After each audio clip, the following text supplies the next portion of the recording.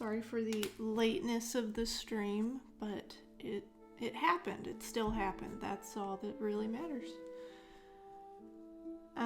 I don't know about this music. I just turned it on because I kind of wanted something different, but we'll see. So this may be a shorter stream. V is streaming soon, so I wanted to stream until she goes live, and then if we have enough people, I'd like to raid her. She's also doing a read stream today, and I believe she's doing Nancy Drew.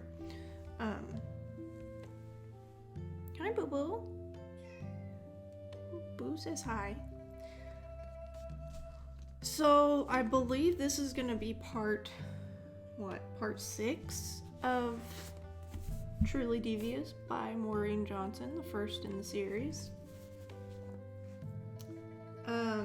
And just a reminder for those on YouTube, if you want to skip all the talking, there should be timestamps in the description box below. So please check those out, and you can click directly on them to get to the next chapter. So, all that to say, I think we're on chapter 23. Yeah, and the last thing that happened is Stevie met up with her parents to convince them to let her stay at Ellingham, and David came along for the ride and kind of charmed them. So that's where we left off. And my cat is in the kitchen wondering,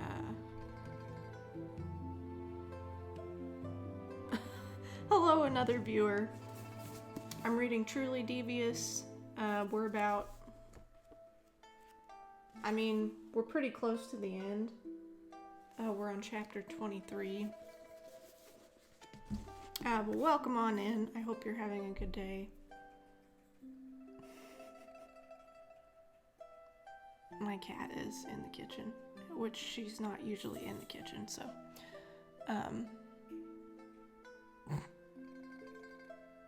what you doing, Bubble? Meow. Don't know if you could hear that, but she said hi. So I feel like this music may be the same song over and over, so I feel like I have something in my eye. Sorry. So I'm gonna put on something else. Really? Yeah. I know, life is hard.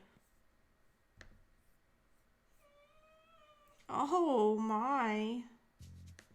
Yeah.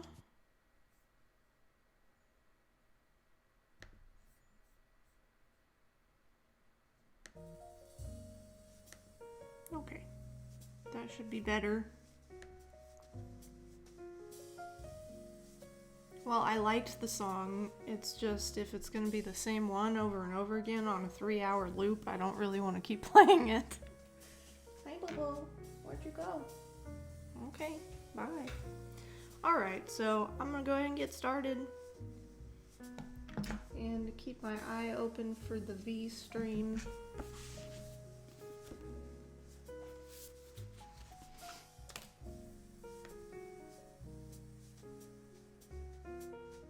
Alright. Chapter 23. There were only 2 seats left on the return coach when they reached it, so it was David and Stevie together again. Stevie felt the tightness in her chest and realized that she was balling her fists so hard in her pockets that her nails were cutting into her palms. "They seem to like me," he said. "What the hell was that about?" Stevie said. "You're welcome," he said. Stevie got out her phone and stuck in her earbuds. David pulled one out. "What? You get to stay. Why are you so mad?"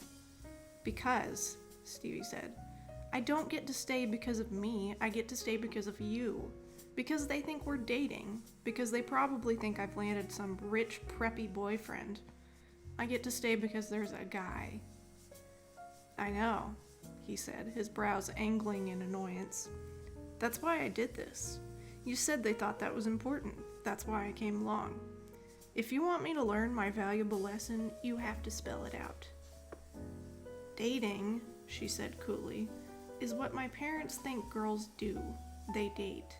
So I have now achieved all they expect from me. Also, the Edward King thing, yeah, I had to sit there and swallow that whole. Seems to have worked out, David said. Again, not seeing why you're mad. You're here, they're far away. Because again, it's not me, it's Edward King, the guy who represents literally everything I hate. The guy is racist, fascist scum, and now my parents run his goon army for the state, and I had to smile. I just want you to know, you didn't smile. Stevie was too enraged for a moment to speak.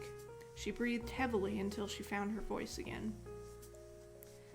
Also, your mom isn't a pilot, you lying freak, she added. How do you know? She might be. And your dad runs a fertilizer farm? She asked. That one is true, David said. Near the beach in San Diego? Never swim there, David said, gravely shaking his head. I know one thing that is full of shit, she said, and it's you. He shrugged as if to say, fair enough. What the hell is wrong with you? She asked. Lots of things, he said. You're a liar, she said. Maybe we both are a little sensitive about our parents. I just wanted to help you solve your problem. Problem solved. You want to be mad? Be mad. Here. He picked the dangling earbud back up and she reinserted it, but she didn't turn anything on. She looked out the window and at his pale reflection in the glass. She found herself annoyingly transfixed by the line of his jaw. At first, it had looked so sharp to her, like his face was coming to a point. It wasn't that sharp after all. He must have been tense before, jutting it out. He was looking at his phone now, paying her no attention. Except he had made his hand into a little spider and was dancing it along his thigh. She watched it as she was surely supposed to, and it crept closer to her leg, then backed off. Then it approached again, with one tentative spider leg finger hanging over hers, but not touching. Just the very tip touched. Was it even touching? Her entire body was static, anticipatory. The coach made the violent turn into the drive, jolting them and washing the spider away. Stevie walked ahead of David when they got out on the drive. When she was halfway to Minerva, she slowed, expecting his footsteps behind hers. He was nowhere in sight. She entered the common room, a ball of frustration. How was it? Janelle said, when Stevie passed her room. Janelle was in the middle of a pile of math books and wires and an open computer playing a TV show. Good, Stevie said, taking as casual a stance as she could. Good. I think it's okay. I'm staying for now. Janelle made an excited squeaking noise. Come sit, she said. I'm just going to... Stevie tilted her head toward her room. I just need a few minutes. Inside her room, she paced around with her coat on. She looked at herself in the mirror. Her cheeks were bright red from the cold. Her short hair was pressed flat against her head from the pressure of her knit hat. It was time to ask herself something she had never seriously considered. Was she attractive? What was attractive? What did other people like? She knew what she liked, the short hair. She liked the way she looked when she narrowed her eyes, because it was sharp and penetrating without being too squinty. She liked the fullness of her mouth because she was not afraid to speak up. She felt solid in the fullness of her hips. Was this what pretty was? Who knew? This was what a Stevie was, anyway. She grabbed the top edge of the bureau and stretched her arms out, looking down at the floor. Stevie knew about panic. What she didn't understand as much was this new hormonal cocktail her body had on the menu, and what it meant for her plans. She wanted to go upstairs. She wanted David. She wanted him. David, who had just made her madder than anyone else aside from her family. David, who she had to see every damn day. Someone who came in from a run smelling rank and appeared again in the common room all spicy and clean, and why him? Out of anyone, why did the hormone gods pick him? She heard him come into the hall. Was he going to stop? No. There's the loud creak of the steps. She had to go and talk to him, maybe. She wasn't sure what about. She slipped out of her coat, paced the length of her room, and found herself leaving and heading upstairs. Once at his door, she stood there uncertainly. She didn't come up to this floor that often. The guys had to come down, but this place was optional. It was darker up here. The wind made more noise. She raised her hand to knock and held it in place for a full minute before bringing it timidly down on the wood. When David opened the door, he did not look cocky. The heat collected up here, so it was extremely warm. The only light on inside was a small bedside lamp. "You want something?" he said. "I want..." What did she want? To understand. What? Life? The universe? "I want to know what your deal is," she said. "My deal? What's a deal?" "There's something you're not saying," she said. There's something you're not saying either," he replied. "Why won't you mention that we made out?" "What am I supposed to say about it?" she said, her face flushing. "Wow, you've got real blushing issues. You gotta work on that." She tipped her head up angrily. "What is it we're supposed to talk about?" she said. "Technique?" "We could. I thought yours was good. You really like to explore with that tongue. Every part of you is a detective, I guess." "Okay," she said, turning to the door. "Goodbye." "I annoy people," he said. "Believe me, I'm aware. It's an effective way to communicate if you don't have any other options. If you can't get in through the door, throw a rock through the window. And I think maybe you're the same way." This grounded her for a moment. It made sense, and she was always willing to grant when someone else made sense. He left the door open and moved away from it. She went toward it hesitantly, pushed it open a bit more, and stepped inside. He was sitting on his bed. "She comes in," he said. Stevie tapped the doorframe nervously. "I think maybe I'm embarrassing you by talking about what we did the other night," he said. "I actually don't want to embarrass you. That's not my goal. Maybe I'm more comfortable talking about that stuff.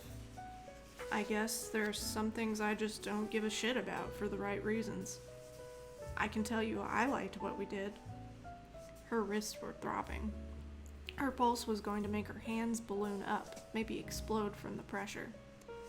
"The fact is," he said, "I liked you from the first moment I saw you, when you looked like you wanted to punch me in the face for just being alive. That probably says something dark about me. And I think you like me because I annoy you. Both of us have real problems, but maybe we should make our weird personalities work for us." Stevie had often wondered how these conversations worked when people talked about feelings and touching and all of the stuff she thought was meant to be kept carefully bottled inside her own personal apothecary. Now someone wanted in, to take the lids off the vials, to peer at the contents. Stevie was unaware that people were even allowed to talk about emotions this frankly. This was not how things happened at home. She shut the door. Her hands shook as she did, but that didn't matter. She took the few nervous steps to the bed and sat gingerly on the edge. Sitting on his bed. This was new, dangerous territory. He didn't move. "So," she said, "what do we do?" "What do you want to do?" Her eyes were going in and out of focus. She moved over toward him and reached around, putting her hand on the back of his head and pulling him closer. She wondered if he would strain against her hand, if this was all wrong, but his head moved forward. She pressed her lips to his. This time, the kissing was slow as they delicately balanced on the very knife edge of the bed. Their lips met, and they would be together for a minute. Then they would both stop and stay where they were for another few seconds, faces together, before doing it again. There was no pressure, no anxiety. It was like they were talking easily through the kisses. Her hand slid down his chest, and she felt his heart beating hard. He He was stroking her hair, running his fingers up the short strands. He leaned back against the bed, and Stevie rested on top of him gently. And then a knock. "David?" Pix called. Everything stopped dead. Reality came down with an audible thump. This could not happen again. "Closet," David whispered. Stevie found her legs were wobbly when she went to stand. She stumbled over to the closet and climbed in with a pile of shoes and bags and ski equipment, all jumbled and smelling. Not overpoweringly, but still. Of use, pants and shirts crowding her head. She shut the door, closing herself in. David greeted Pix. "You need to go over to the Great House," she heard Pix say. "Nothing's wrong. Charles just needs to talk to you about—" "It's fine," he said. "Sure. I'll come now. My coat's downstairs." Quiet. They seemed to have gone. Stevie crouched in the closet, her heart thumping. Rumpled and a bit overheated, her breath coming fast. She slowed it down, turned on her phone for light, and shone it around the closet space. She looked at his shoes, picking them up, giving them the once-over. All had relatively unworn soles. Stevie had sneakers that had worn straight through the bottoms, and most of her shoes had scuffing to the toes, to the sides, little imperfections she either tried to hide or just accepted. These were new shoes, replaced regularly, and all name brands. There were dress shoes in here, made of soft leather with a name inside. Ellis of London. Tennis gear, skis. Everything confirmed the diagnosis of well off, and not the son of a pilot and the manager of a fertilizer plant, probably. When she heard nothing outside the door, she crawled out of the closet and went to the door. No noise. She was just in David's room, alone. There is a principle often discussed in murder mysteries. Agatha Christie even wrote a book with the title, Murder is Easy. The idea is that the first time is the hardest, but once you transgress that barrier, once you take a life and get away with it, it becomes progressively easier each time. Stevie had yet to see anything in her reading that showed that this was necessarily true in real life, though it certainly seemed true that people may commit additional murders in a state of panic. Still, it logically held up. Murder is easy. And going through rooms is easy, especially if the owner of said room is someone who let you in and left you alone there. And she had so many questions. Who was David, the David with no social media? The guy who kept telling weird lies about his family. The desire to know was like hunger, really. It rumbled, it demanded information. Maybe she could just have a little look around. Just eyeball the place. There would be time. To walk over to the Great House, meet with Charles, come back, that was a minimum of 20 minutes, even if Charles said very little. And it was probably best she wait in here a minute or two anyway, just to make sure Pix was gone. Just a little look around. He had a video game system, lots of computer gear, good speakers. Stevie had seen the brand advertised.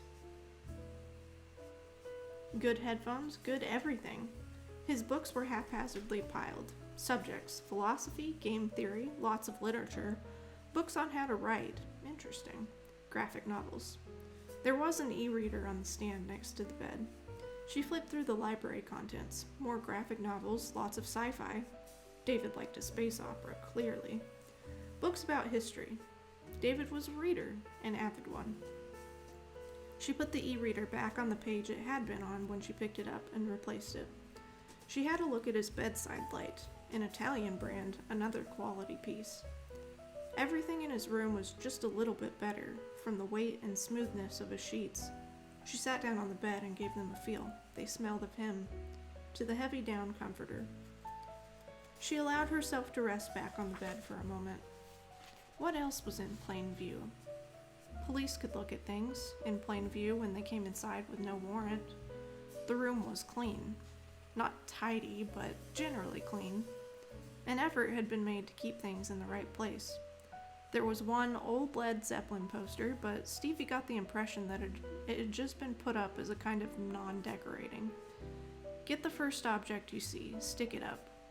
The vast majority of the room was a blank canvas without photos or decorations. She leaned back and her hand struck something hard. She reached into the sheets and pulled out his laptop. his laptop just sitting there. She looked it over for a moment. No stickers, no markings. She put her hands on the edge of the computer. To open or... The thing about looking just a little bit means it's really easy to look a little bit more. Once you've touched it, well, you've touched it. And if you have the computer in your lap and you open it and a screen comes up, there you are. Maybe this was what Pandora felt like when she got her famous box. Open it and the light pours out. What the hell are you doing? Everything stopped for a moment. How he had come upstairs without her hearing him was unknown. She must have been too into what she was doing. Of course, what she was doing was going through his computer.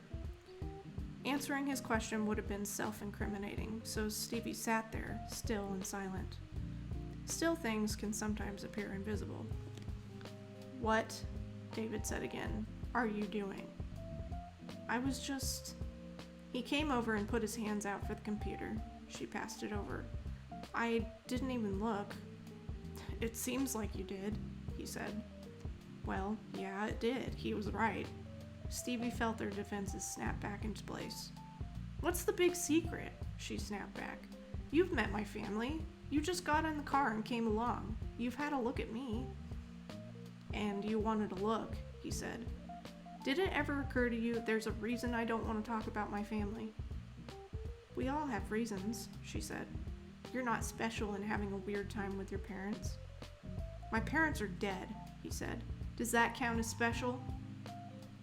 One time when she was little, Stevie was outside playing on a cold day. She caught some speed on a patch of ice and went full speed into a wall. As her abdomen made contact, she remembered the feeling of all the air being violently forced out of her body, scraping her throat as it exited. It sort of felt like that now. The angles had come back into David's features, and something else hurt. Just get out, he said. Get out, he said quietly. Federal Bureau of Investigation, interview between Agent Samuel Arnold and Robert McKenzie. April 17th, 1936, 7:10 p.m. Location, Ellingham property. Just a few more questions, Mr. McKenzie. We have to go through these things several times. I understand. When did you start working for Albert Ellingham? When I left Princeton, 8 years ago. And you are his personal assistant in business matters? Correct, I am his personal business secretary. So you see quite a number of Mr. Ellingham's transactions. I see nearly all of them, if not all. Do you find it odd running the business from up here in the mountain location? I don't think any of us expected to be here this long. What do you mean? The school was just another project. Mr. Ellingham has a lot of projects. It seemed like he was planning for this to be a retreat, maybe to be used a few weeks in the summer. But he's been here since September. We all seem to be waiting for him to say, all right, back to New York. But it never happened. We were here all winter. Do you have any idea what winters are like up here? Cold, I'd imagine. Half the time you can't leave the house for all the snow. The locals don't seem to mind, but everyone else had valid cabin fever. Mrs. Ellingham. Pause. What about her? Mrs. Ellingham is lively. She likes society and athletics. She did some skiing, but that wasn't enough. You could see it wearing on her. Did this cause friction between Mr. and Mrs. Ellingham? Silence. I know you feel a sense of loyalty, but there are things we have to know. I realize that. Yes, maybe a bit. They are very different people. A loving couple, of course, but very different people. I think being up here has been hard on her at times. She has Miss Robinson to keep her company. That seems to help. They're close? Like sisters. And what is Mr. Nair like? It looks like I'm dropping a bunch of frames. I don't know why.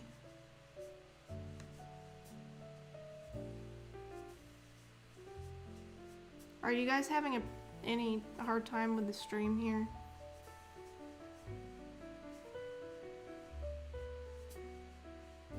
It just keeps going up, and I don't know why.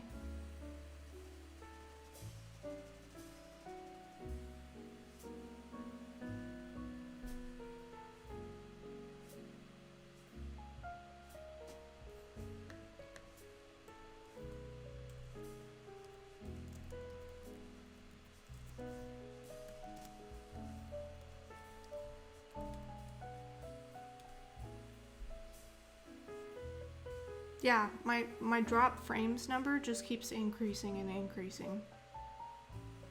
And my OBS square is red.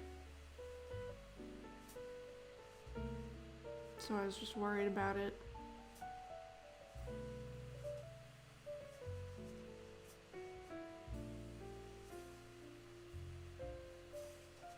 But I have not had any stream problems with this computer, so I would imagine it's either the internet or Keegan's needing to do something.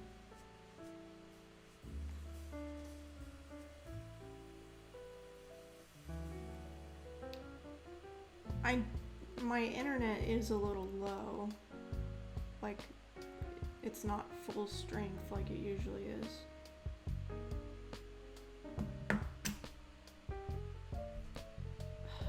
It won't stop.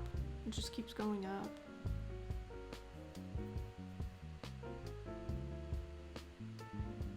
I wonder if I should restart.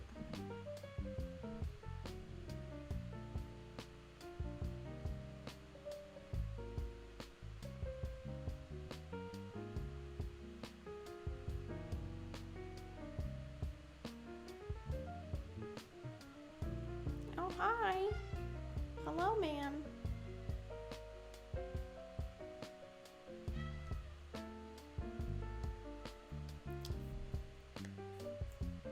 I'm gonna pause the music for a second. See if that helps at all. Hi, boo-boo.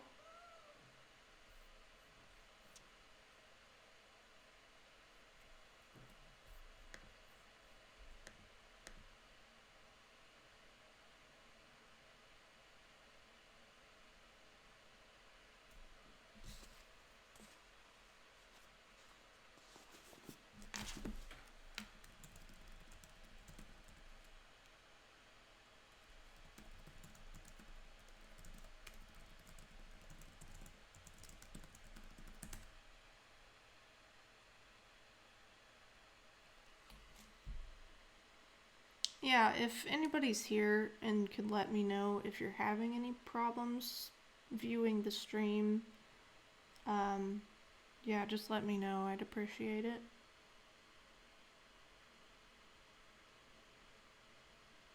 I would imagine there'd be issues because my drop frames are just like skyrocketing and they just keep increasing and they're not slowing down. Although I said that, it looks like... Oh, hi. Hi, baby. I guess give it a minute or two to see if it stabilizes. I paused the music for a second to see if that would help. It seems to have helped. I don't know, when I looked at my phone, my internet bars were a little low compared to usual. Hi, sweet baby.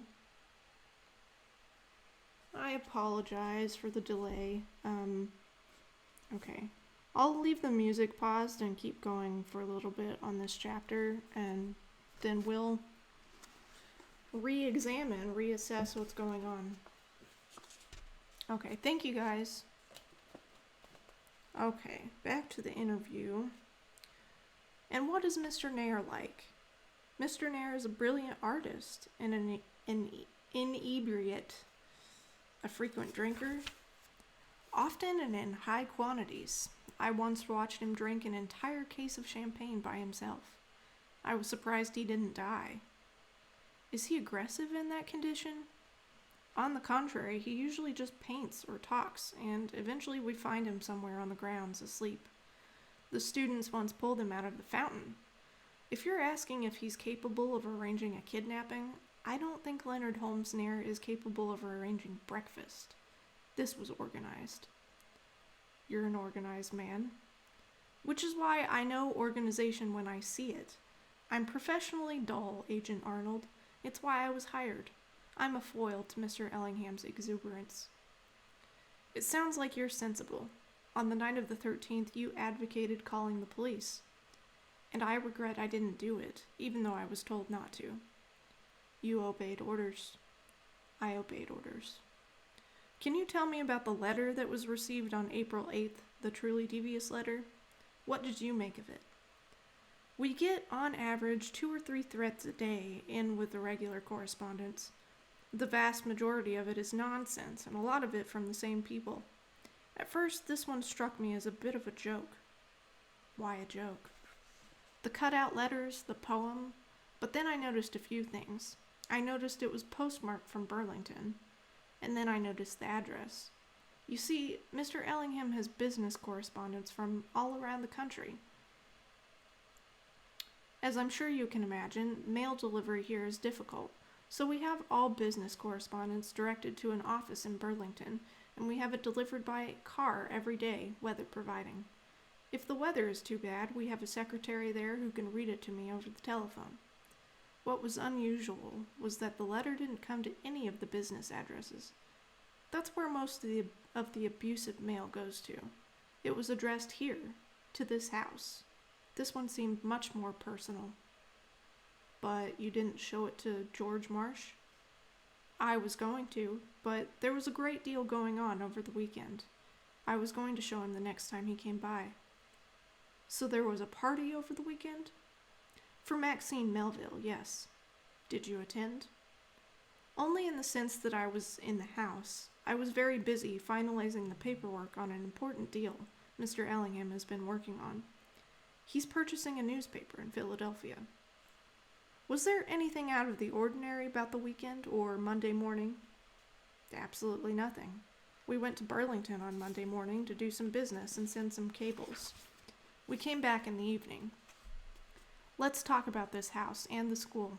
Did you feel this location was insecure? Absolutely, considering the threats and the attempted bombing.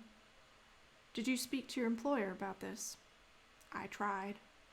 You seem like a smart man, Mr. Mackenzie. Your instincts were always to reach out to law enforcement. You have your eyes open. Where do you feel Iris and Alice Ellingham and Dolores Epstein might be? Nowhere good. To be honest with you, I think... Yes? I hate to say the words, Agent Arnold. I think that letter was from the kidnappers, and truly a Devious meant every word on that page. I think they're dead. God help me, I think they're all dead. Interview terminated, 7:32 p.m. Okay, end of chapter 23. Sorry about the pause. Just gotta make sure nobody's gone live. Ugh, sorry about that, guys. Hello, Dr. Terror and Joni. Good to see you guys. How are you? I want you to brag about our making out. Gah.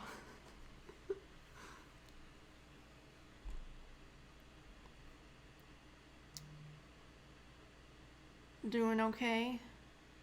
It does seem okay. Okay, thank you. Thank you very much.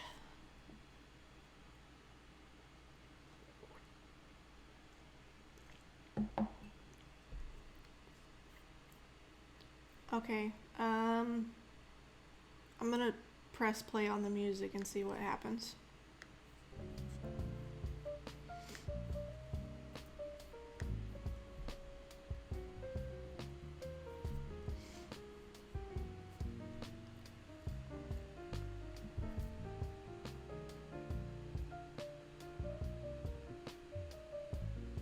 If anybody sees V go live, just let me know. I'll go ahead and finish whatever chapter I'm on, but I want to make sure that I don't encroach too much on V's streaming time.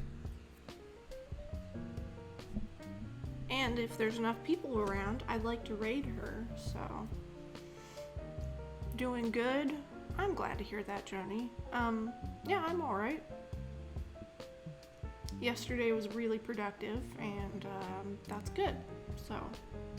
And today, I did oversleep, but I still got up, which is important for me, so I'm doing alright. I really need to keep doing laundry, but I have a pile of shirts on the couch that I need to fold. I hate folding laundry. I don't know about you guys. And Boo is sitting here on a dining chair next to me, being all cute. Okay, so far we're doing all right on the music. I really like this mix today. It's good. Okay, I'm going to continue on to chapter 24. Oh, and Joni, if, I don't know if you were here for yesterday's stream, but I will have that up on YouTube after I'm done with this stream today. So if you need to catch up, go back and watch that video. And thank you for all your comments on YouTube. I really appreciate it, and I'm glad to know that you're enjoying the book. So I really like it, and I'm enjoying sharing it with you guys. So if you all are into it, share your thoughts in the comments, and just let me know what you think about it. I don't hate folding laundry, I'm just indifferent about it. Yeah, I did a stream yesterday, and it's not on YouTube yet, so you may have missed a little bit.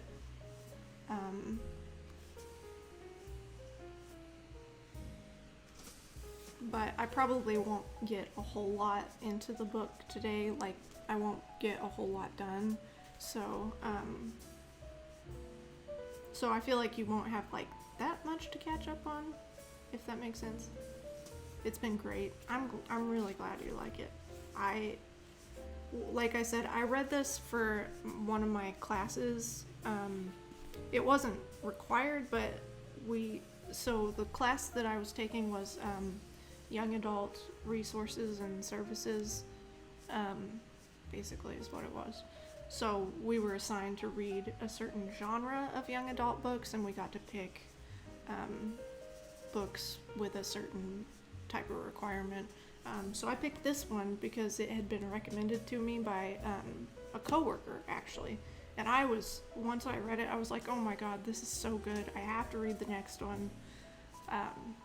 So there are 2 more books after this, and I did get them all, and I plan on reading them all on stream, so I'm excited.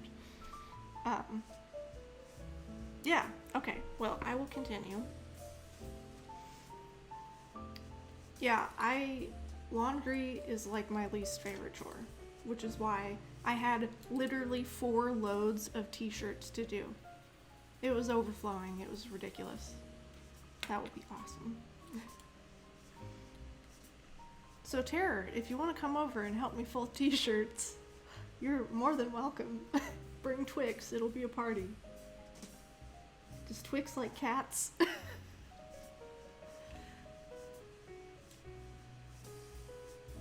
Okay, so chapter 24, here we go. I mean, I didn't say I liked it.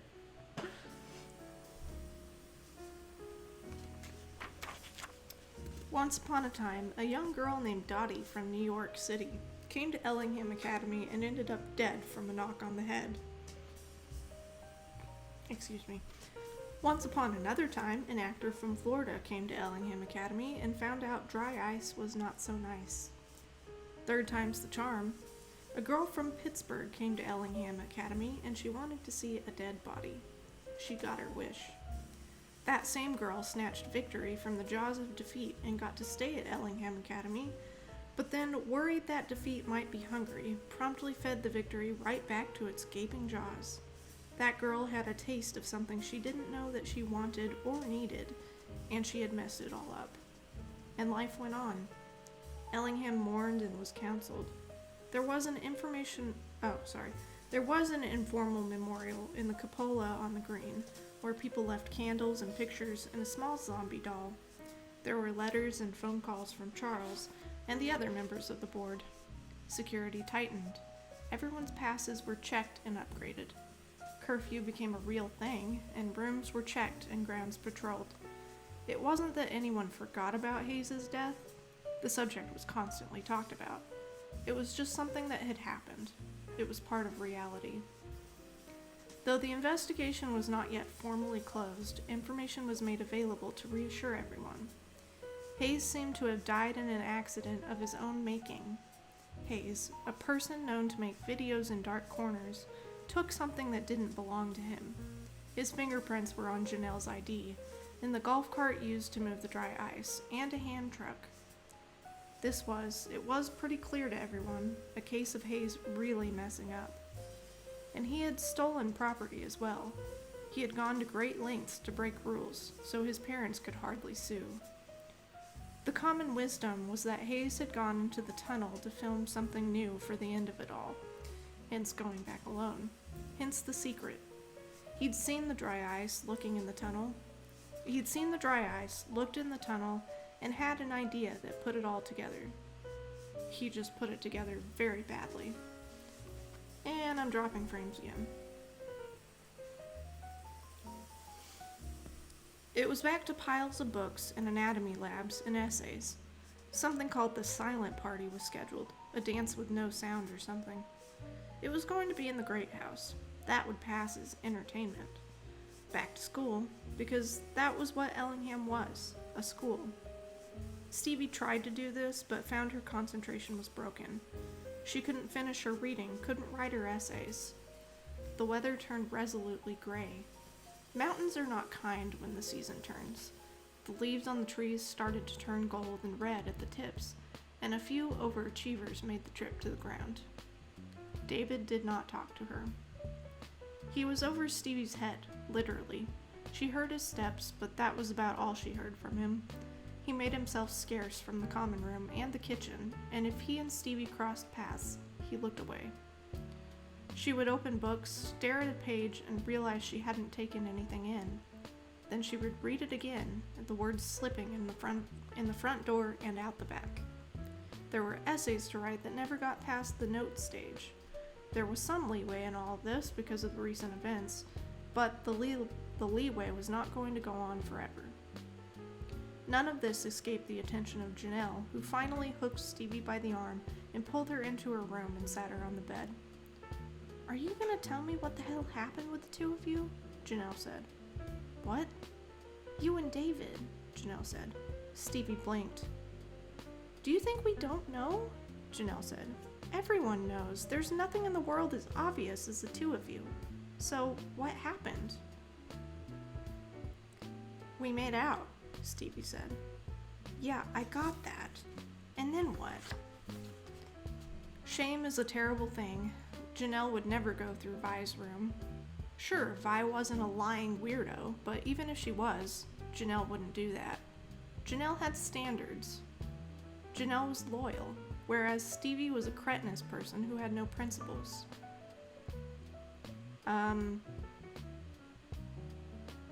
Stevie got Vi's pronouns wrong here again.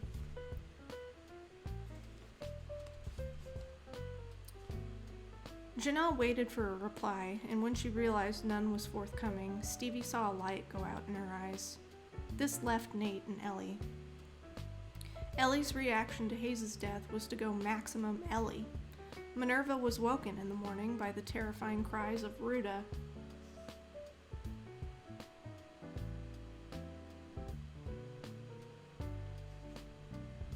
I keep dropping frames. It may not be your internet.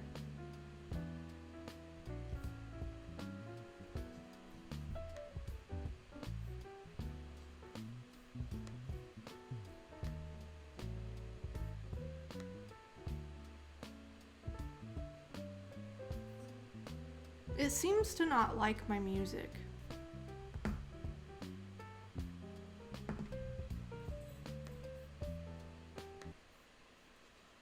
I'm gonna pause it again. and see if that helps, but my frames are dropping once more.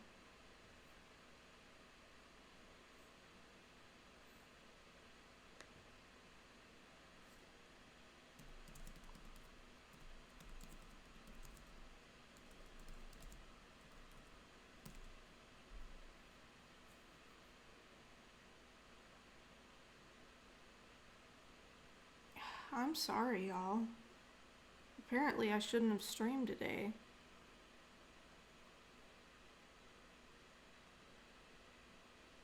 I guess I'm just gonna leave the music off. Because it just really doesn't seem to like my music.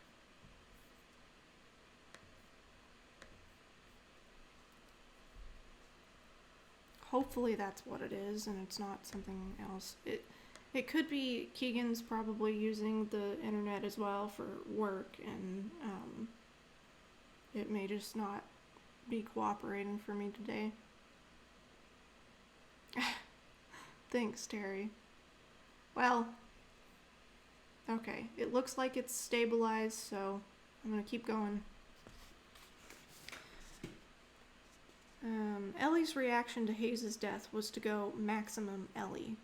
Minerva was woken in the morning by the terrifying cries of Ruta.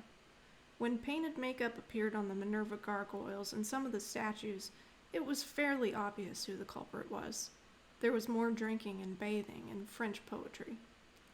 Which left Nate, and Nate had retreated to the misty mountains in his mind.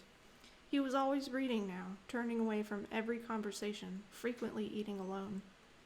Stevie found him in the dining hall at one of the small, high-top tables, his face buried in a copy of the Earthsea trilogy, and his fork working a plate of turkey meatballs and pasta. Stevie pulled up a chair and slid over her tray of lasagna and salad with maple dressing, because she had given up fighting the maple syrup. "Hey," she said. Nate peered out of his book. "Hey," he said. She waited for him to put the book down. It took a moment to get the hint. He put a napkin carefully between the pages as a bookmark. Nate didn't press books face down and ruin their spines. "Talk to me about writing," Stevie said. "Why do you hate me?" he replied. "Seriously, tell me about it." "Tell you what?" he said. "You write, that's it." "But how do you do it?" she said. "Do you just sit down and write? Do you have to plan first? Do you just write whatever comes into your head?" "Is someone paying you to do this to me?" "It's just, remember that first day when we were talking about zombies? And Hayes had no idea what the Monroeville Mall was?" "Yeah." "That was weird," she said. He waited for her to explain what she was saying, but she had no explanation. Nate returned to his book and meatballs. "It's like truly devious," she said after a moment. Nate looked up with tired eyes, but he still looked up. "What about it?" "The person they arrested for the Ellingham murders," she said, "Anton Voracek. He could never have written that letter. His English was too rough. Anyway, who announces they're going to commit a murder?" "Pretty much every serial killer," Nate said. "Very few serial killers do that," Stevie corrected him. "The Zodiac was one of the only—" "In movies," he said. "In books." "Here's another thing," Stevie said, warming to the topic. "There's an old mystery riddle. A man is found hanging in an empty room, locked from the inside. There is no chair, nothing for him to stand on. How did it happen?" "Stood on a block of ice," Nate said. "Everyone knows that one." "Right," Stevie said. "It's just like the one about someone being found stabbed to death in a locked room and there's no weapon. The weapon was an icicle. It's so well known that no one can use that device in mystery stories. It's like saying the butler did it, but worse. It can never be ice." "Yeah, well, this isn't a mystery story." "Don't you wonder what Hayes was doing in the tunnel?" "We know what he was doing," Nate said. "He was making a video or something." "That's what everyone thinks he was doing." "What else would he have been doing there? No one was down there with him. And even if they were, you don't bring a few 100 pounds of dry ice along to make out. I'm not up to date on my kinks, but I don't think that's one." Stevie sat back and picked at her lasagna. She looked around the dining hall. She saw Gretchen coming in, Rather, she saw Gretchen's hair, but Gretchen was with her hair. Of all the people here, Gretchen possibly knew Hayes the best. She had been with him last year, definitely longer than Maris. And out of everyone at the school, she looked the most consistently shell-shocked. Maris was getting the sympathy, but Gretchen genuinely looked caved in. Stevie watched her at the counter getting a salad in a to-go box. Writing is a lot of sitting down, Nate said, finally answering the question. It's a lot of trying things out and screwing up. You saw it when we worked on the script. But we use things that existed, Stevie said. What if you're totally making it up? It's either amazing or it's the worst thing in the world, he said. Sometimes it goes well, and it's all you think about, and then it's gone. It's like you're taking a ride down a river really fast, and then all of a sudden there's no water. You're just sitting in a raft trying to push it along in the mud. And then you become me. But you seem to be writing now, she said. Yeah, and if I talk about it, it will all go away. He had finished talking, leaving Stevie with her thoughts. Her thoughts would not settle. The more she was alone with them, the more they whistled and spun. There was no point in trying to eat. Stevie composted the remains of her dinner and went back outside, loosely trailing Gretchen. She headed back to the art barn and Stevie followed. Once inside, she lost track of Gretchen, but a few moments later she heard thunderous piano playing coming from one of the rooms. Stevie peered along the hall until she saw Gretchen at one of the pianos. She played wildly, percussing against the elements themselves. She wore tight athletic clothing to play, sort of like something dancers might wear. Black tights, ballet-style slippers, a tunic top that tied at the waist. Stevie knocked at the window, and Gretchen stopped playing abruptly. Stevie stepped into the practice room. She hadn't planned what to say. Luckily, Gretchen spoke first. You were with Hayes the other night, she said. You're Stevie, right? Yeah, Stevie said.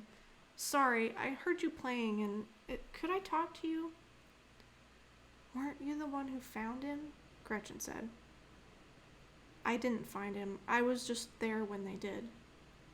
Gretchen nodded absently and looked at her salad container on the floor. She hadn't touched it. The other day, Stevie said, I walked in on you guys talking. Yeah, Gretchen said. Not a great last conversation to have. I was pissed. I know you dated him, Stevie said, and I know you broke up, but I'm sorry. Sorry? Gretchen said. Yeah, it's weird being the ex-girlfriend of the guy who dies. You're actually the first person who said sorry. Can I ask you about Hayes? Stevie said, sliding in and sitting on the floor. What about Hayes? Gretchen said. I'm confused after what happened, and I feel like maybe if I knew more about him, I wouldn't be. Gretchen considered this for a moment. You know what I am? She said. I'm pissed. I'm pissed that I can't be pissed at him. It's like he's done it again. Done what again? Stevie said. Played me, she said, shaking her head. I feel stupid, and if I ever say anything bad about him, I'll be a monster, and I don't know what to do with that. I don't think it makes you a monster to tell the truth about someone. It does if that person dies in a weird, tragic accident. What was it he took from you that he wasn't giving back? Stevie asked. That thing I walked in on. Oh, she said. He borrowed $500 from me in the spring. That $500 was money I got from teaching piano to summer camp. It was pretty much all the cash I had. I wanted it back when we got back to school this year. I know he made money off that show. He's been promising to pay it back, but I don't think that was ever going to happen. You know, like... She shook her head and wiped away a tear quickly. God, she said, why am I crying? I'm so mad. Stevie looked away as Gretchen settled herself. Hayes was one of those people who seemed like he had it all together, Gretchen said, wiping her face. He could act, that's how he got in, but inside, there was no there. People did things for him because he was handsome, and he had that voice. You do him favors. You know when you like someone. You do dumb stuff. You do stuff you know makes no sense. Up until very recently, Stevie would not have known that, but now she had a pretty good sense of it. Maybe you go through their stuff, for instance. I was just so into him, Gretchen said. But last year, he used me, like really used me. First, he asked for a little help with his paper on Jonathan Swift.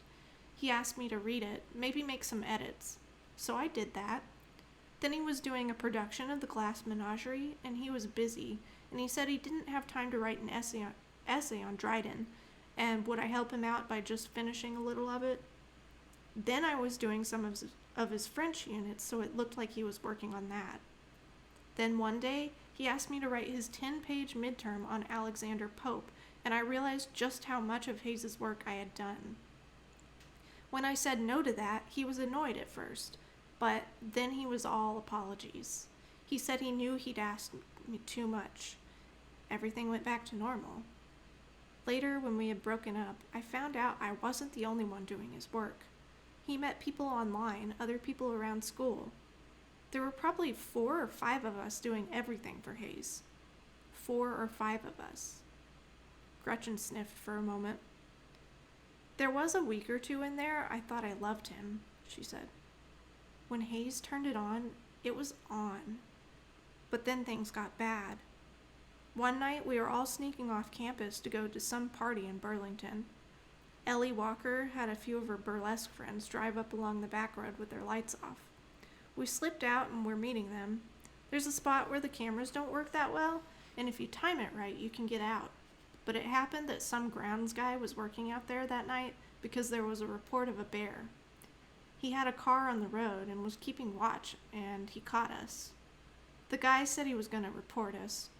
Hayes said to him, "Wouldn't it be terrible if they found pot in your car? What if you got busted for dealing to students?" The guy looked terrified, and Hayes smiled and said, "Just kidding." "Seriously?" Stevie said. That was a side of Hayes she had not seen. "Seriously, that was when I should have been done. I should have turned and gone back to my house." Ellie was so mad at him for that. She smacked him on the back of the head on the way to Burlington and yelled at him, told him that was no way to treat people. Hayes said sorry. Hayes always said sorry. He said it was a joke, but you don't get to say that, you know? You don't get to frighten people and threaten them and say you're only kidding. Because you're not. A picture was developing, and it was not a pretty one. "That guy, the security guy," Gretchen said, "he left maybe 3 weeks later. I don't know why. I always wondered. That was it for me. I broke up with Hayes. It was on April 1st, so I think he thought I was kidding. I wasn't. He took it really well, a little too well. He said he understood. Everything was good for a day or 2, and then he texted me and said he wanted to talk for a minute, nothing serious. Could I meet him in the art barn? So I did. Once I was there, he suddenly goes into this whole performance. He starts saying how much he loved me and how he can't believe I cheated. I mean, it was Oscar-worthy, and it came out of nowhere. I didn't cheat on him. He kept saying all this stuff I'd supposedly done, all made up. And there were lots of people in the room next door, so everyone heard it. When he was done, he nodded to the wall and smiled at me and wiped his fake tears. He was trying to get me back by making me look like the villain. He already had someone else lined up, by the way, Beth. That girl he hooked up with in Chicago, that was already going on. She stopped for a moment and shook her head. "This is why I can't talk about it," she said. "No one wants to hear this about a guy who died." Stevie let this statement linger for a moment. A new idea popped into her head. Suddenly, she had the words for something that had been eating at her thoughts. "Do you think he wrote his show?" she said. Gretchen looked over in confusion. "What, the zombie thing?" she said. "Definitely not." Stevie didn't expect such a firm answer to a question that had just come into her head. "I told you," Gretchen said. "He didn't do his own work." "He told me he wrote it," Stevie said. Gretchen gave her a "what did I say" face. Sorry to bother you, Stevie said, getting off the floor. Are you with David Eastman? Gretchen asked as Stevie was about to leave. Stevie gulped. No, she said after a moment. Oh, I thought you were. I was gonna say, good luck with that.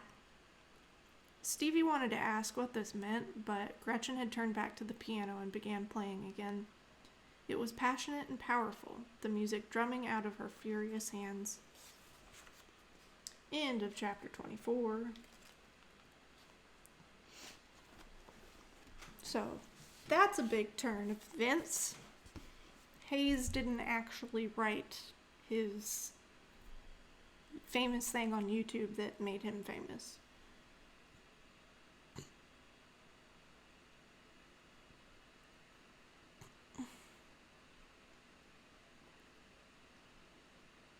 You have no idea if Twix likes cats.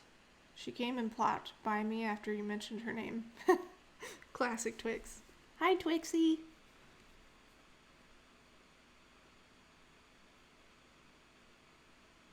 They done did said the book title. Being so meta, this isn't a mystery story. Yeah, it is kind of meta. Ah, yeah, the classic kink of having pounds of dried ice to make out. I can see kids getting into that. Kids are weird.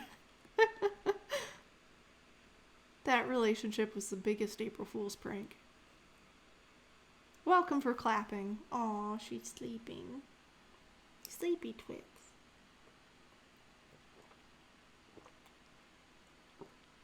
Well, give her a hug for me when she wakes up.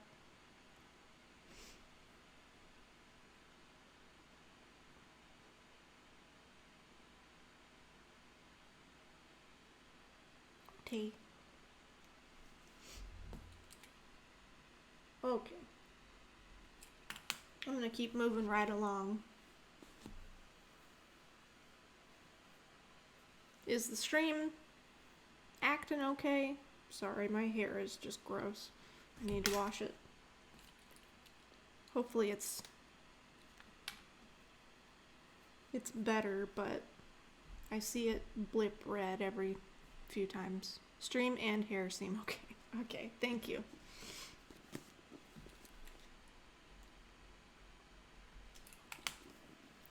Alright, chapter 25. Stevie's head was thrumming as she made her way back to Minerva. That was what was bothering her. What if Hayes hadn't written the end of it all? What did that mean? Well, for a start, that movie he was talking about, that could have gotten kind of complicated. When she arrived home, she found Pix opening a number of boxes in the common room. What are those for? She asked. Hayes's things, Pix said quietly. His parents have asked me to box up his room so they wouldn't have to do it. It's the least I can do. There was a key on the table with a cardboard tag hanging off of it that said 6, the key to Hayes's room. Are you doing that tonight? Stevie said. Tonight, tomorrow, Pix said. I have a meeting in half an hour and I'll probably start afterward. Are you okay? Yeah, Stevie said. Fine. Back in her room, Stevie considered this development. Hayes's things would be gone soon, which meant information would be gone. Not that she needed information, it's just that something was wrong, and the answers to what was wrong might be up in his room. For example, maybe there was an answer about the end of it all. What would that give her, though? Stevie paced. She walked around the room, staring at the edge of her caseboard, peering out from under her bed. No good had come of her looking in rooms upstairs, but... Stevie returned to the common room. You know, she said to Pix, I feel like I need to help. Can I put together these boxes? Sure, Pix said. Sure, that would be great, Stevie. Stevie smiled the smile of the lying and took Pix's seat at the table. The key to Minerva 6 was next to her.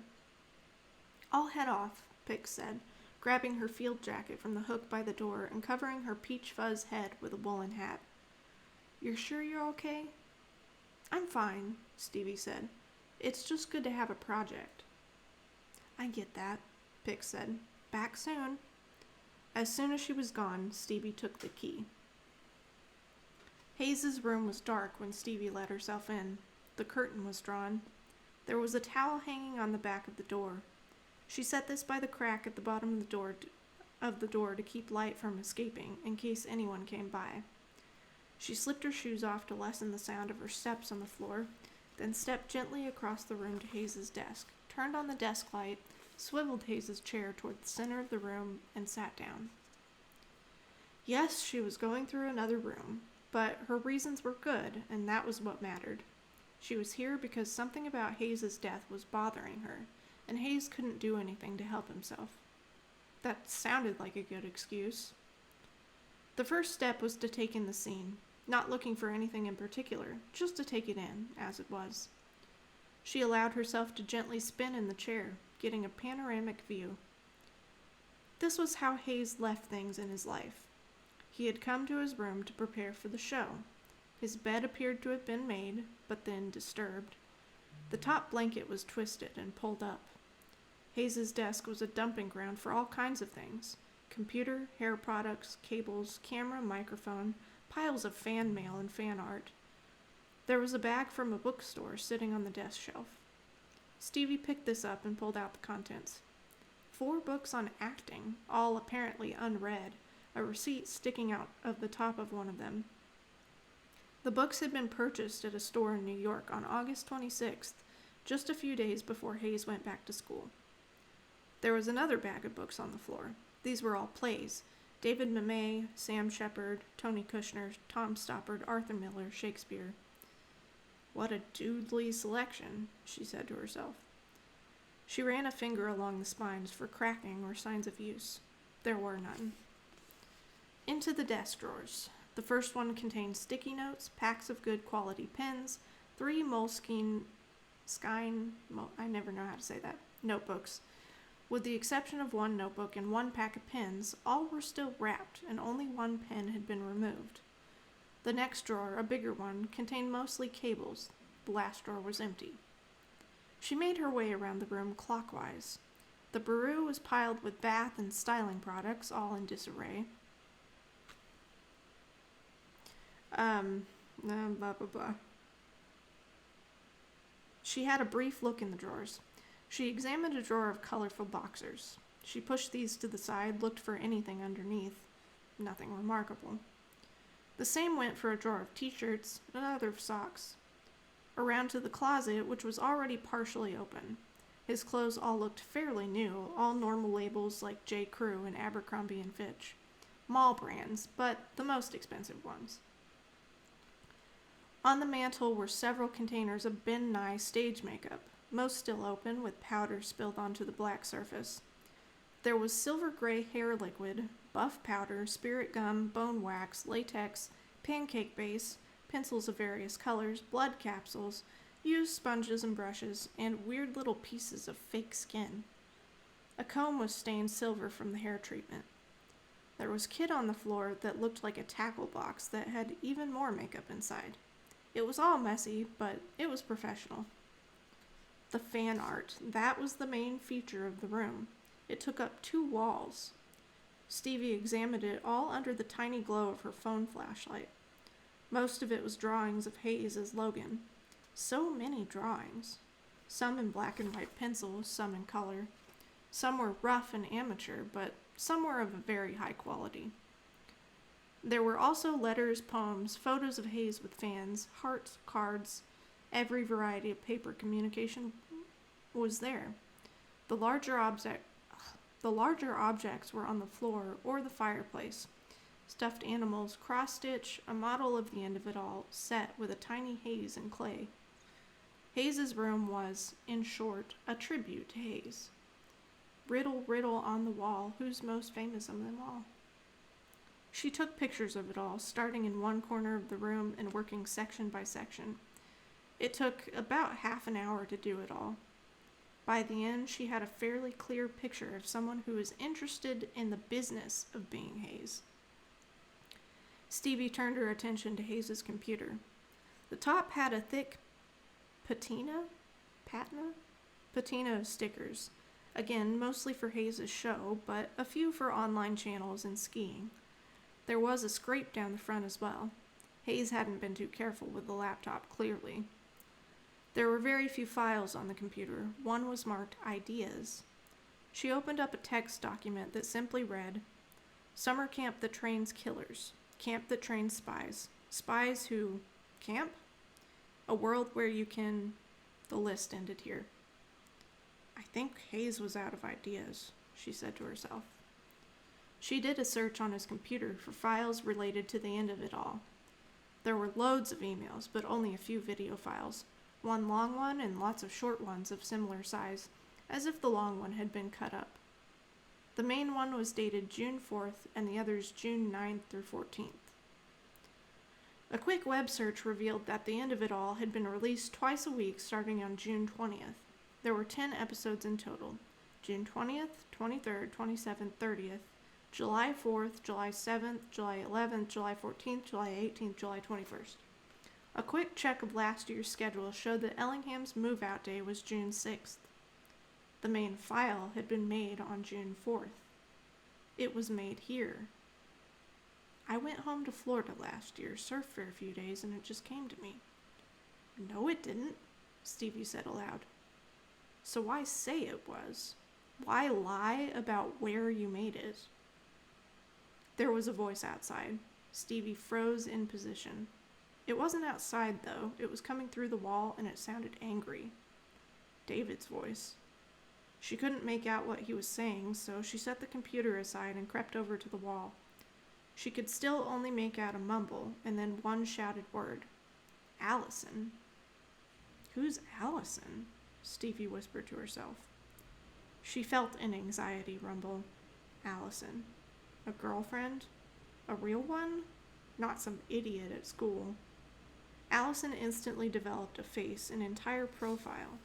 She had long hair and a surfboard. She looked good in shorts. She got waxings. She laughed in her sleep. Stevie slapped herself gently on the forehead to make it stop, and continued to try to listen, but all had gone silent on the other side of the wall. Now it was just her and her thudding heart in Hayes' room. Pix would be back soon. Stevie shut off Hayes' computer and tucked it back where she'd found it. She turned off the light, picked up her shoes, and returned the towel to the door. Then, after making sure there was no noise in the hall or coming from David's room, she cracked open the door. The hall was empty. She slipped out, shutting the door quietly behind her.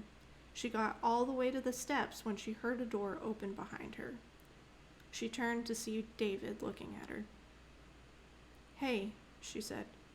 He didn't reply. Nor did he seem to know that she had just come from Hayes' room. "Come on," she said. "Say something. You can't not talk to me forever. We live together." "Something," he said, but there was no humor in his voice. "How about this?" she said. "Can you listen? You don't have to talk. I'll keep it short. Will that work?" David considered this for a moment, then shrugged. "Can I come in for 2 seconds?" she said. He indicated his door was open and then went back inside. Stevie steadied herself, then followed. David did not sit down. He stood in the middle of his room, his arms folded. "What?" he said. "I want to say I'm sorry." "Fine," he said. Then nothing. "I'm sorry," she said again. "Fine. If that's it, you can go." "Seriously?" she said. The anger was building up again. All the feelings she had been pressing down for a few days shot up unexpectedly. "Come on. You won't tell me anything about yourself. You lied at dinner." "I made a joke at dinner because I didn't feel like talking about my dead parents." "I'm the worst. I know I am. But I'm also sorry. You don't know how sorry." "Why are you holding your shoes?" he said. Stevie had forgotten about the shoes. "I just took them off," she said. He tilted his head to the side and looked at her for a long minute. She had an idea, which was probably a terrible idea, but lacking any other ideas, it was the one to go with. Radical honesty. Just tell him. Open up. "I was in Hayes' room," she said. He burst out laughing, but again, There was no humor in it. "I know how that sounds," she said, talking over him, "but I had a key. Listen to me, I had to go. Pix was about to box it up and everything would be gone." "And you just needed a few more minutes with his memory?" "Something weird is going on," she said. "I can't put my finger on what it is." "I think I can," he said. "There's someone in this house who keeps going through other people's stuff. Someone should do something about it." That hurt. She felt her eyes sting. "So why did you have to go in there?" he asked. "Do you have to get into every room in this hall? Is that your thing?" "Hayes didn't write the end of it all," she said. "Says who?" "Says common sense. I worked on a show with him. He never did anything. And someone else did all of his schoolwork last year. And there's nothing on his computer that shows he did any of it, or that he had any ability to write something new. And his ex-girlfriend thinks—" "Gretchen," David said, rolling his eyes. "Gretchen," Stevie replied.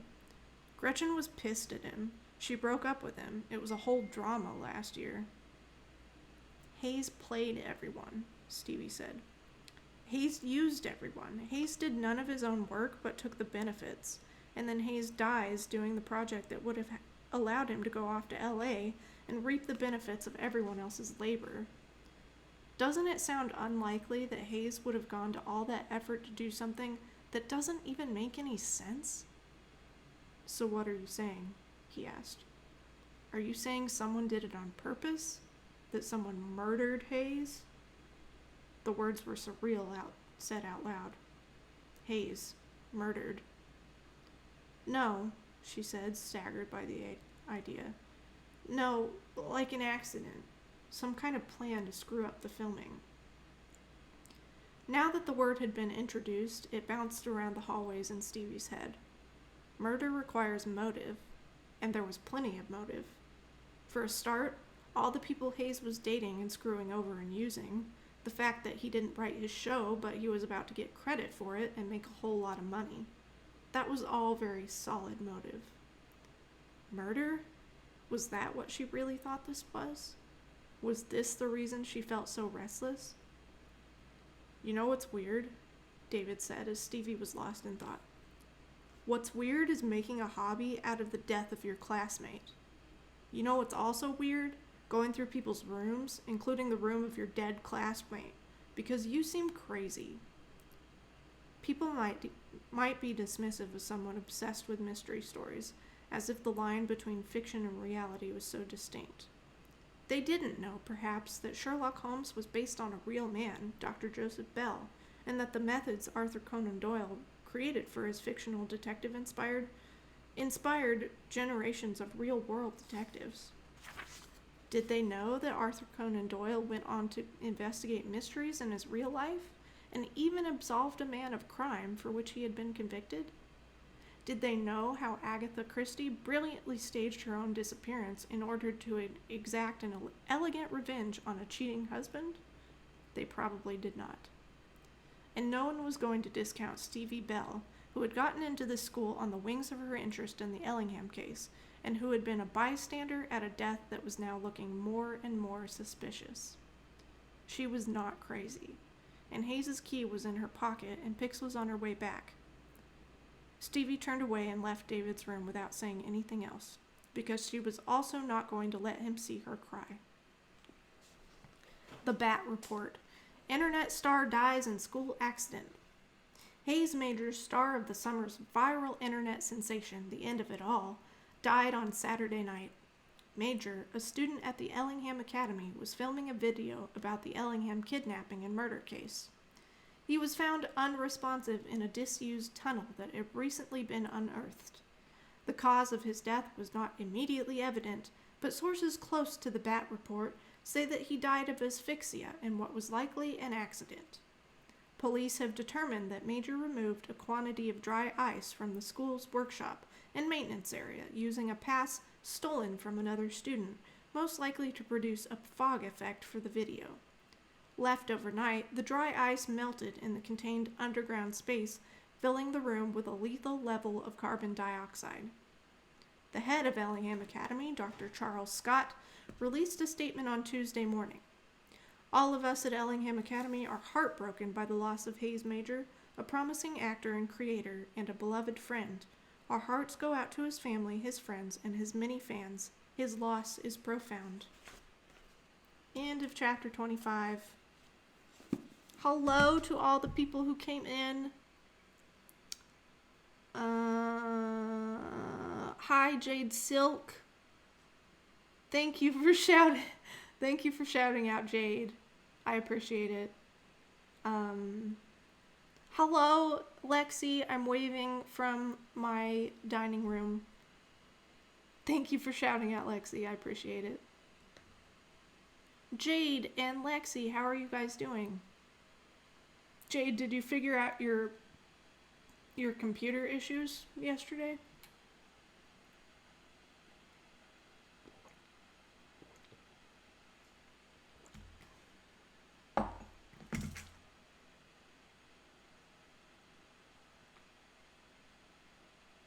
That might be a good place to stop.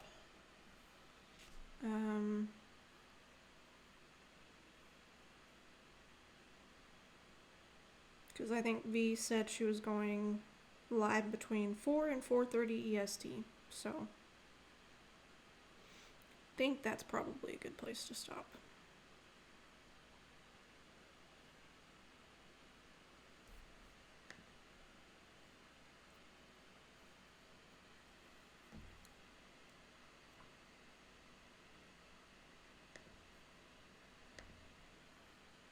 Although, I mean, I did want to raid her, but I also don't want to, overlap her. So I don't know. Would any of you be up for raiding V when she goes live? Let me see how long the next chapter is.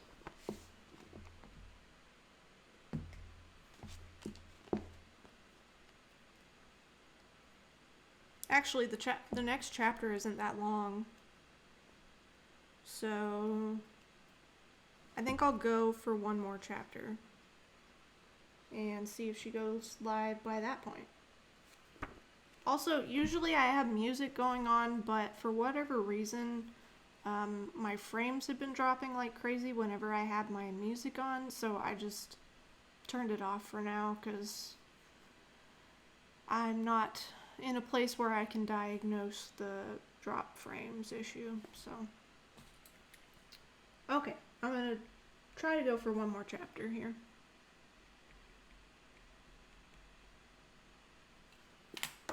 So, chapter 26.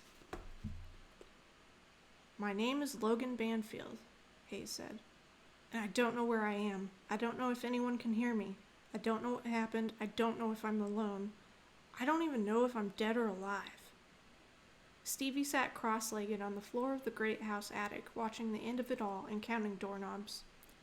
2 days had passed since Hayes's things had gone away, since she had confronted David. For those 2 days, she was supposed to have resumed working, resumed studying. The pile of books next to her bed didn't read themselves, and the essay she was supposed to hand in tomorrow remained unwritten, despite the number of times she opened up her computer and stared blankly at the screen before watching the end of it all again. Each episode at the end of it all was about 10 minutes in length. She started from the beginning, from the very first moments when Hayes's character woke up, confused as to what was happening. All of it was filmed in the same location, some kind of bunker, except for the very last minutes. A lot of the show was rambling, reacting, listening. In some episodes, Logan got memories back of the zombie attack. In others, he found communications from possible survivors. It was all standard zombie apocalypse stuff. What made it popular, Stevie guessed, was just that Hayes was so intense and good-looking. He was a good-looking guy hiding from zombies and slowly losing his grip on reality. In the last episode, Logan left his bunker. Was he being saved or was he giving up? Over and over she watched. And now she watched from row 39 of the great house attic, which contained small household items, antiquated light fittings, boxes of hammers, cans of screws, and these doorknobs. This house had a lot of spare doorknobs. Just a girl and her doorknobs and zombies. Stevie had spent most of these last 2 days tuning out everything to the exclusion of these things. And now, as evening came and her stomach rumbled, she pulled out her earbuds. She couldn't watch it again. She got up and looked through the box of Albert Ellingham's desk contents again until she got to the Western Union slip with the last riddle. Where do you look for someone who's never really there? Always on a staircase, but never on a stair. She leaned against the metal racks for a moment and stared at the slip under the green fluorescent glow. Someone who's never really there was sort of how Gretchen had described Hayes. There was no there. Always on a staircase, but never on a stair could mean a lot of things. A rail, something on the wall, the cracks between the stairs. Albert Ellingham wasn't coming back to tell her the answer to this riddle. That musk of aged things was present, but the atmosphere had climate and humidity control, so instead of being stale and hard, there was a sweetness to the attic. The rich even decayed well. Stevie set the little slip of paper on the ground and looked up at the shelves around her. What the hell did it all mean? So what if he didn't write it? What the hell was she doing, avoiding work and people and life to sit in an attic, staring at Hayes, counting dates and sorting doorknobs? She could work on that essay that was due, tomorrow. She could, try to talk to David again? That had gone well. She put the doorknobs back in their box. As she pushed the box back into position, she scraped her hand on the shelf above it. A thin trickle of blood came from the cut. You're an idiot, she said to herself. Once finished, she trudged down the steps of the great house, her backpack hanging low. Larry sat at his station by the door, carefully going through something in a binder. She was going to walk right past without saying anything, but as she made the door, he called out to her. Not even a hello? He said. Sorry, she said. I was distracted. I see that. About what? She shook her head. He tipped back his chair and considered her for a moment. How's it been going? He asked. It's going, she said. You don't seem too enthused. No, she said, I'm not. Well, come sit down then. Even though she didn't feel like it, an order from Larry was still an order from Larry. She went to the chair in front of his desk and sat in it, perched on the edge so her backpack could fit and so she could get up quickly. Any new thoughts on the Ellingham case? I haven't had much of a chance to think about it, she said. Well, if you want to solve a cold case, that's what you gotta do. You don't avoid the work. Cold cases get solved because someone goes to the trouble of doing everything. They read every file, they listen to every tape, they talk to every witness. They track down every scrap of evidence, and then they do it all again. They do it until something clicks, until it gets warm again. You do the work, and sometimes you get lucky. How much of it is luck? Stevie said. Luck always plays a role. Something is eating at you. Just school, she said. No, he said. I don't think it's just school. I think it has something to do with Hayes Major. Something is eating at you, and it's not grief. Something else. You don't know that. 20 years as a detective. I do know that. Stevie pushed back into the chair a bit and squared off to Larry. Can you just tell me what you know about his death and what happened? She said. You mean details? Yeah. I can't give you all of them, he said. I can give you a few. There was a lot of dry ice taken. There were 10 units in that container, 10 inches square in there, and 7 of them were gone. Each one of those squares weighed over 50 pounds. We found Hayes' fingerprints on Janelle's ID and on a golf cart. Janelle's ID tapped into the art barn at 1:12 a.m. We found the container the dry ice was moved in. We know Hayes went into the art barn when you were in your yoga class. We know from testing that the dry ice was in that space for about 18 hours and that the level of carbon dioxide in the room was extremely high. It's lucky we weren't killed when we went in there. The door was open, so the room aired out a bit. Had Hayes been able to shut the door behind him, and then if one of us had gone in there after, we could have died as well. So Hayes walked into the room that he'd left the dry ice in, she said, and died right away? Probably almost immediately. Or at least, he probably lost consciousness almost immediately. Death would have come quick. It was a death trap in there. It's not a pleasant thing, but that's what happened. And you're sure? Larry let the chair fall forward and leaned into the desk, folding his hands. What makes you say that? He said. Is there something more you know? Oh, just a dream I had about murder right before when a ghostly note appeared on my wall. No, she said. Just a weird feeling. He considered her for a moment. Then he opened the top drawer of his desk and pulled out a Band-Aid. For your hand, he said. Look, you've been brave. Brave. There was someone else she could talk to. Thanks, Larry, she said, sticking the Band-Aid on. Good talk.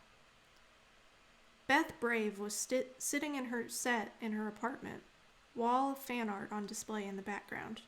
Hers was more carefully curated than Hayes's was, with framed prints sitting on white floating shelves. Beth was a striking blonde with stick-straight shiny hair and giant eyelashes that Stevie assumed were fake. Her long nails, which Beth had constantly been examining during their conversation, seemed like a nervous habit, were grand examples of nail art, with the 4 houses of Hogwarts represented on the fingers of both hands, and the thumbs painted with a very tiny replica of Harry's face. It was not the kind of thing you did yourself. It was the kind of thing you spent hundreds of dollars and several hours having someone else do. Contacting Beth had not been as hard as Stevie thought. She had over 1 million followers, but all it took was Stevie sending a message and explaining how she had been at Ellingham Academy with Hayes, and how she worked on the show, and this part was where the fib came in, how they wanted to make a tribute and feature her. A reply popped up less than an hour later, and 15 minutes after that, Beth and Stevie were looking at each other through Skype windows. Thanks for reaching out, Beth said. She had blindingly white teeth, big as the doors of kitchen cabinets. It's been rough. I'm sure for you guys as well. Definitely, Stevie said. It's nice that you're making a video, Beth said. He would have liked that. Behind the Skype screen, Stevie could see the top of an unfinished, well, unstarted, really, essay peeping up, saying, yoo-hoo, that was due tomorrow. It would get done, it would. She just had to talk to Beth for a minute. There's something kind of, Stevie said. There's something, I wish I could make you feel better, but I'm just so afraid. What? Beth said. I just feel like someone should tell you because it's going to come out, Stevie said. I mean, you saw that video. You mean that girl? Beth said. Yeah, Stevie said. That girl Maris. Oh, I know about that, Beth said. And you're okay with it? The thing is, Beth said, and this isn't for the video, right? You're not recording? No, Stevie said. She never had been. Of course he was dating someone at school. I date someone else too. It's not like either one of us is supposed to be single. We're going to get together. We were going to get together when he got to LA. But we discussed that it was okay to see other people when we were apart. But that's not for the fans. They'd be upset. We knew how to be apart from each other. Did he mention, Stevie said carefully, the video doing effect with dry ice? No, she said. Nothing. I wish he had. I mean, I talked to him the night he took that stuff. Stevie felt the tingle on the back of her neck. Wait, Stevie said. You spoke to him on Thursday night? Yeah, we usually Skype before bed. I was probably the last person he talked to that night, she said. You talked to him late? Oh yeah, Beth said. Do you know when? I don't know, late. The thing is, Stevie said, it would be so amazing if you talked to him late that night and it was like the romantic high point of this tribute. I mean, do you have the time on Skype? Let me look. Stevie got a close-up of Beth's nose as she leaned in to read. Here it is. It was 10:20. That made no sense. Hayes had been with Maris then. No, stupid, Beth was in California. That was 1:20 in the morning. But Janelle's ID had been used at 1:12 in the morning. There was no way Hayes could have used it and gotten back to his room by 1:20. Either Hayes went into the workshop or he was speaking to Beth at 1:20 a.m., but he wasn't doing both. And the one he was most likely doing was the one someone saw him do, which meant someone else put that dry ice in the tunnel but made it look like Hayes did it, which sounded a lot like murder. End of chapter 26. And V went live 6 minutes ago, so that's perfect. Do you guys want to help me raid? I gotta remember, like, how to do this.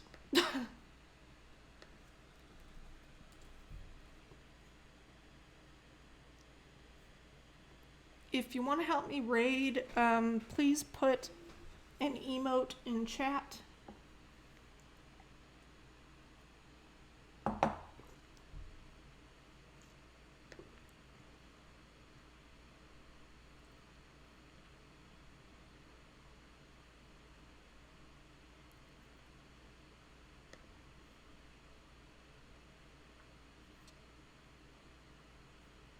It looks like she's reading already, but...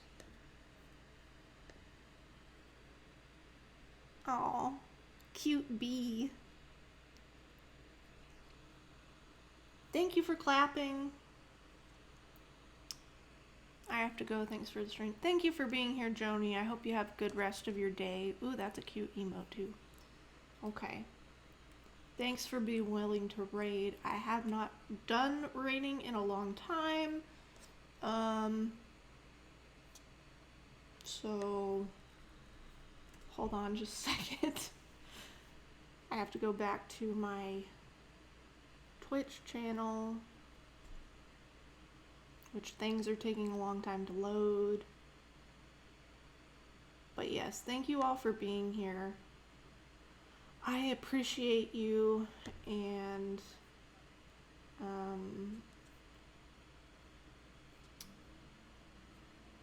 right? Don't I have to go to my channel, or do I just put it in? Isn't there like a raid button somewhere? I'm good at this, you guys. Pro streamer. Yes, stay safe and healthy. Do I just put it in chat? I thought there was a button. Here we go. Alright. I'll see you guys over there. And just put something in the raid message. I don't know what it is.